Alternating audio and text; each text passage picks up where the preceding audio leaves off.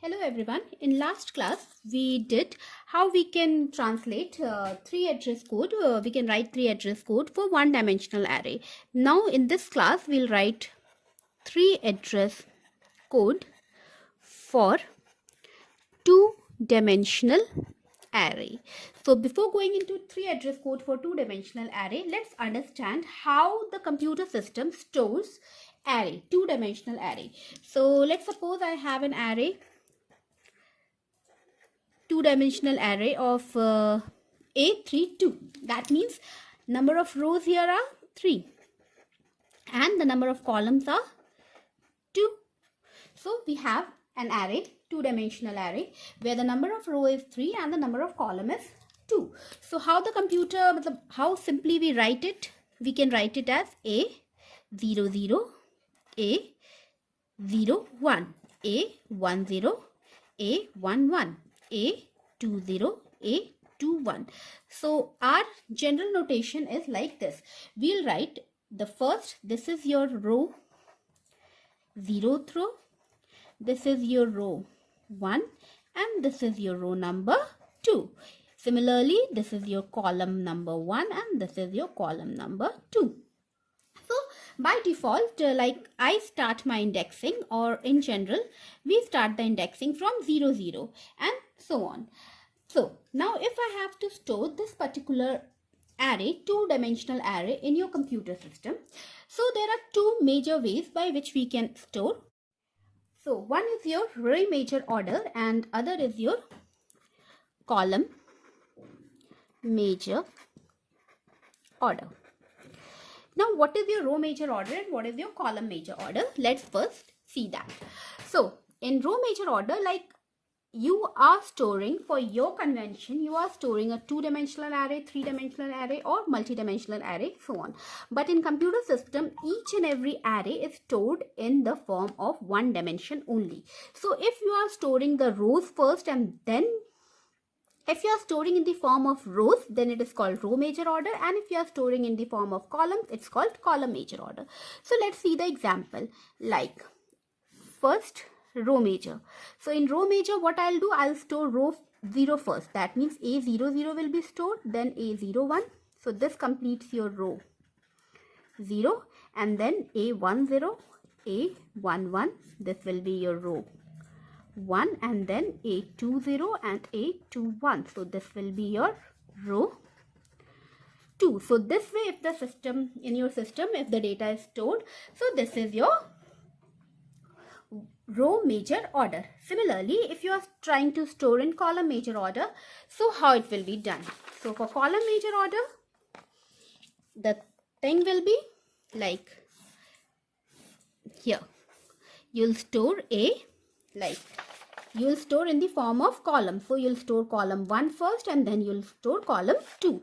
So you'll store A00, A10 and then A20. So this was your column 0, and then A01, A11, then A21. So this was your column 1. So this way, if you are storing the data, this is your column major order. So this is your column major order. So by default, we always use row major order where the data is stored in row numbers. So let's see if like I have to find now, if like you have this particular row, like I'll make this here again, like you have A00, A01, A10, A11, A20, A21. So if I have this particular array, okay, two-dimensional array where the number of row is your 3 cross, number of columns is your 2. So this is my 3 cross 2 matrix.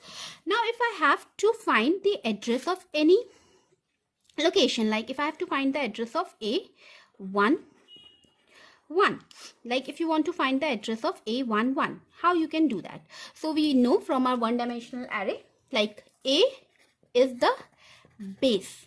So A is the base. It stores the base address, like it stores the base address.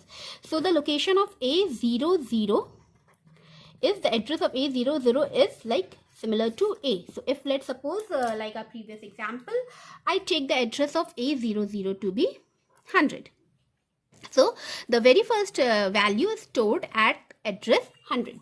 So if it's like an integer type, so integer stores 4 bytes. So the first location will be 100, the second will be 104, third will be 108, fourth will be 112, next 116, and then finally 120. So these are my addresses. I have calculated this manually, but what if you have to calculate for any arbitrary I and j value? So let's suppose I'll just give you an example and then I'll give you the formula so that it will be more clear to you. So let's see. Now I want to find the address of A11. So now, like I said earlier, you have a starting location for like what is your base location. Like in your one-dimensional array, we saw that the starting indexing was 0, 0, and up to, like, if you have a array of 5, then the values are from 0, the indexing are 0, 1, 2, 3, 4. So you have 0 to 4. The base indexing, the low value is your 0 and the high value is your 4. So it starts from 0 and it goes up to 4. Similarly, here you will have one for row and one for column. So for row, the indexing starts from low for row starts from 0 and high for row, it's like the number of rows. So here the number of rows are your 1, 2, 3. So the indexing goes up to 2, 0, 1, 2. Similarly, for your column, so low for column is 0 and highest value of column, which can be here, is like 0 and 1 it can take. So the highest value of column is 1 and the highest value. So you have this particular thing. So let's see now.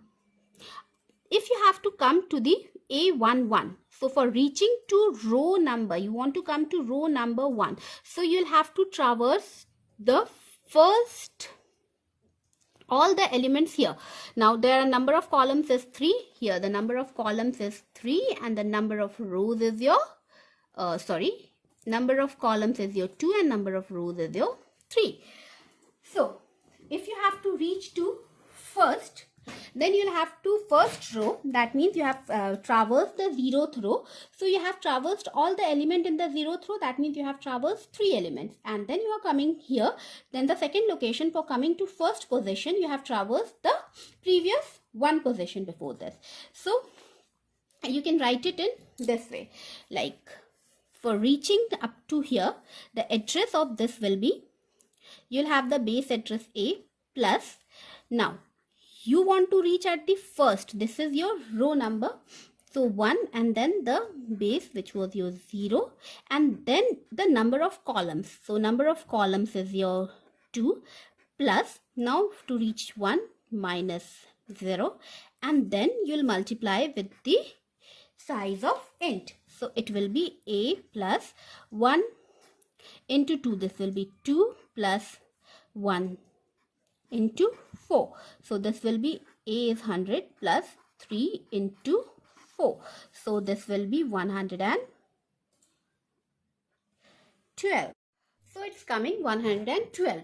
So let's go and see our row major order again. So here A00, the address of A00 is 100, A01 should be 104, this should be 108, this should be 112, this should be 116, and this should be 120. So A11, the address is 112, which we got over here.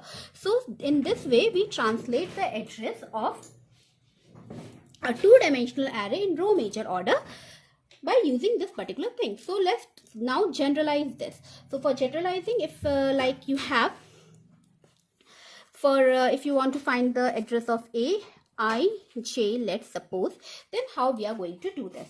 So now this is in row major order, and by default I am taking the indexing starts from 0 and 0. We'll see some examples, like if you'll surf the net or something, you'll get some examples where the indexing starts from 1, 1, and there the calculation changes a bit. So let's see if the indexing starts from 0, 0. And what is your basic? Now first we'll not see the indexing, we'll just see the basic formula. Like if you have to translate the address for any, maybe if you haven't want to find the address of A, I, J, okay? Now here the number of row is your NR. This is number of rows. Maybe NC is your number of columns. Now maybe low R is lowest value for rows, and low C is lower value for columns, and high R is highest value for rows, and high C is higher value for columns. We are taking these notations over here. Now if you want to find the address of I have written it as IL only. Now if you want to find the address of AIJ, now how will you find that? So let's write this: address of AIJ.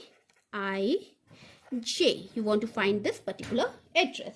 How we can find it? So first thing, we know that the base address is stored in A. So maybe I'll write base address plus. Now you want, let's take a bigger bracket. Now I want to come at the location I, and then what I have done over there, I have subtracted the lower value for the number of rows, which is from where the indexing for rows start. By default, we take it as 0. In some places you will find it as 1 as well, but here let's take generalized form. Maybe it can start from 0, it can start from 5, it can start from -5, and whatever. So I minus low of R, then you will multiply. For that many rows you have to traverse each and every column, so you will multiply it with the number of columns, that is NC. Then you will add. Now, how many columns for reaching J, how many elements you traversed in that particular row before that? For that, you will do J minus low of number of columns. And for all these elements, you will take how many bytes? Whichever is your size of the data type. Maybe you can write size of data. Yeah, type you can write. So, this is the basic formula. Now let's break it down to our particular case. Now if the index starts from 0 0, okay, so here what will happen? Low R will be 0, then low C will also be 0.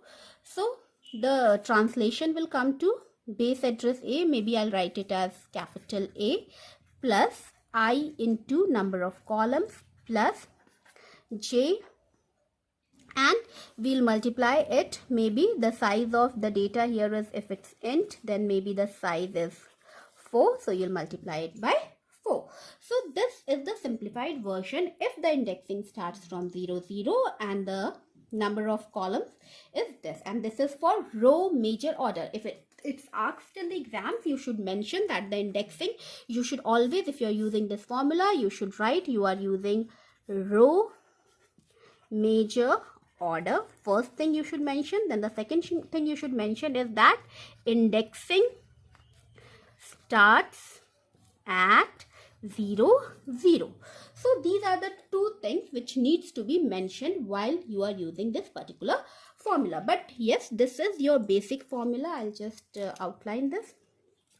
So this is your basic generalized formula. You can use it anywhere you like.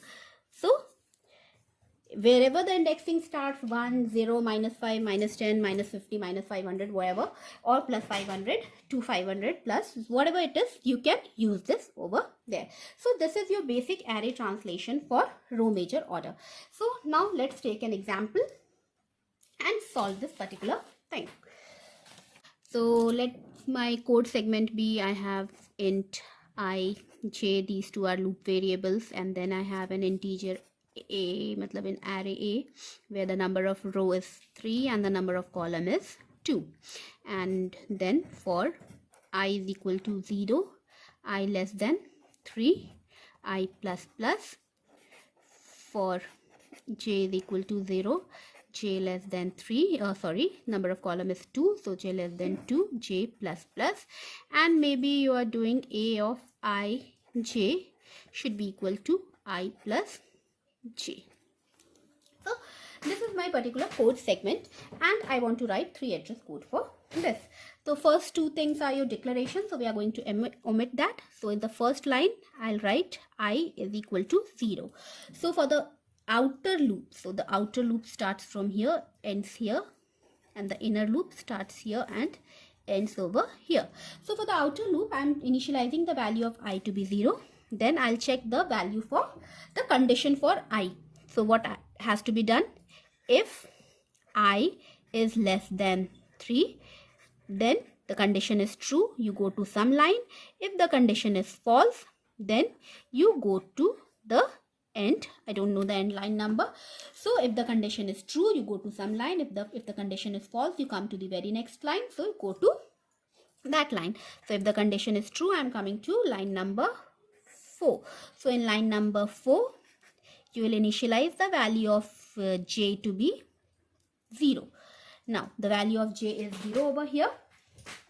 Now you will check for the condition of j. So in line number 5, you will have if j is less than 2, you go to some line, and if the condition is false, then what will happen? So there is something over here which we need to keep into mind while writing these kinds of code for two loops. So here, if the condition is true, so if j is less than 2, you go to some line and perform all the things which we need to do. But what if the condition is false? Then you come out of this particular loop, the inner loop, the j loop. You come out of the j loop, but you will go in for the ith loop. So for ith loop to continue, what you have to do? You have to increment the value of I. So I'll take a variable t1 equal to I plus 1. Then in line number 7, what I'll do? I is equal to t1. In line number 8, what you have to do? You will have to go and check for the ith loop. So in line number 8, what you'll do? You will have an unconditional jump. You'll go to 2. So you have incremented the value of I, and then you will do all these things. So if the jth loop is false, then you have to increment the value of I. So this is the basic thing. Now if the condition was false, like if j is not less than 2, then you came to the next line, because this inner loop was false, so you have to increment the value of the outer loop. So you did all these things. But if the condition is true, then you don't have to increment the value of I. You'll just come over here, and then what you'll do? You have to do the address translation, which we just saw now. So what we'll do over here now? Here, like I'll write it again over here. You have, I'll use another color pen. So you have number of column is here 2, and number of row here is 3, and the low value for everything, number low of r is also 0, and low of column is also 0. The indexing starts from 0, 0. So this is it. So now what I have to do, by seeing my formula, you have to multiply I with the number of column, which is 2 over here. So I'll take another variable t2. I'll multiply I with how much? The number of column, which is your 2. Then in line number 10, what you have to do? You have to add j to this. So in t3, what I'll do? I'll add t2 plus j. So this is the thing which I have got in t3. Then what you have to do in line number 11? You have to multiply this whole thing by the size of int. So size of int over here is, size of int, we are taking it as 4. So while doing any of code of this type, you have to mention all these things. So now in t4, what I'll do t3 into 4. So I have got the indentation, I have got the shift, how much a shift you will do for reaching ij position. Now what you have to do in line number 12, I'll do, now you have to store this particular value I plus j in a of ij. So maybe I'll take another variable t5 where I'll store the value of I plus j. Now in line number 13, a of, this is the shift, so a of t4 will be equal to t5. So I have completed this particular line now. So this particular thing has been done over here. Now just simply you have to check for the value of j. So I'll take for like in line number 14, I'll increment the value of j. So I have taken up to 5. So I'll do t6 equal to j plus 1. Then in line number 15, what I'll do, I'll substitute the value of j to t6, and then in line number 16 I'll have an unconditional jump. I'll go to line number 5. So if the condition is false, like the condition is false, then I'll come to here, I'll increment the value of I, and then I'll go to line number 2. So here if the condition is false, if the value of I is greater than 3, so what you will do, if the condition is false, so you'll come to the next line, which will be go to, and you will come to, so if the outer loop is false, you need not go to the inner loop. So I'll come directly to line number 17, so which is the next line after this, whatever the lines of code you are having after this. So this is the basic array translation or 3 address code for 2-dimensional array. Thank you.